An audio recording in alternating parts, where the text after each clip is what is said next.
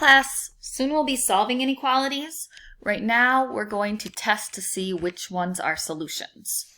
So our first one is 10 minus x divided by 4 is less than 9.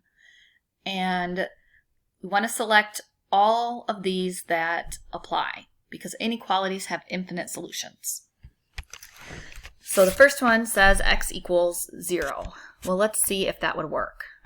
Is 10 minus 0 divided by 4 less than 9?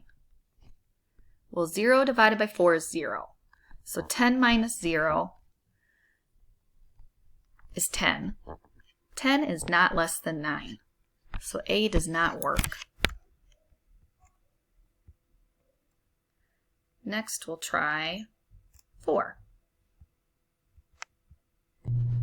So 10 minus 4 divided by 4, is that less than 9? Well, 4 divided by 4 is 1, and 10 minus 1 is 9. Is 9 less than 9? Well, 9 is equal to 9. If it had said 9 is less than or equal to 9, then we could say it works, but it doesn't say that. So hopefully this last one works. Okay, so in our last option it says x is equal to 8.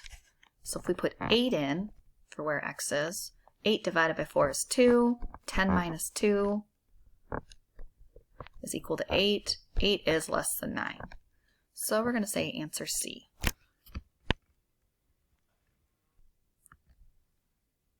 Okay, our next example, we've got 5 is less than or equal to z divided by 2 plus 1.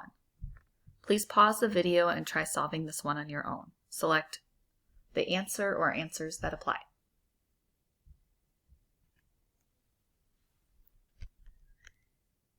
Okay, so let's start by trying 6. Is 5 less than or equal to, if we plug 6 in for z, 6 divided by 2 is 3. So is 5 less than or equal to 3 plus 1, which is 4? No. If we substitute the value 8 in for z, 8 divided by 2 is 4. And if we do 4 plus 1, we get 5. Is 5 less than or equal to 5? Yes, it's equal to.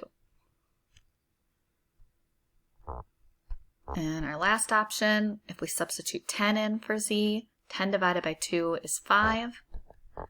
5 plus 1 is 6. Is 5 less than or equal to 6? Yes, it is. So for this one, we would say B and C.